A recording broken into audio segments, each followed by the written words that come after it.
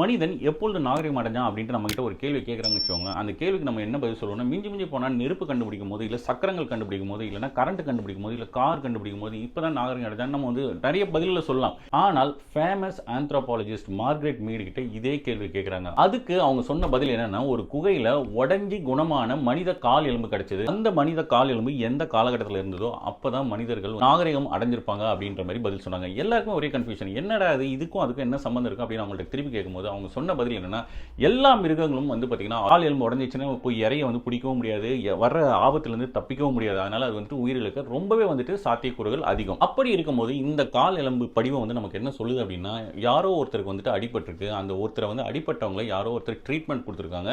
And treatment கொடுத்தது மட்டும் இல்லாமல் அவங்கள வந்துட்டு மற்ற பிரச்சனைகள்லேருந்து பாதுகாத்துருக்காங்க. அண்ட் அவங்களுக்கு உணவும் கொடுத்து அவங்கள வந்துட்டு காப்பாற்றியும் இருக்காங்க. அப்படியாப்பட்ட குணம், ஒருத்தருக்கு உதவுற குணம் எப்பொழுது வந்து மனுஷனுக்கு வருதோ அந்த காலகட்டம் தான் வந்துட்டு அவங்க நாகரிகம் அடைஞ்சாங்க அப்படின்றதுக்கான சான்று அப்படின்ட்டு மார்கரெட் மீட் வந்து சொல்றாங்க.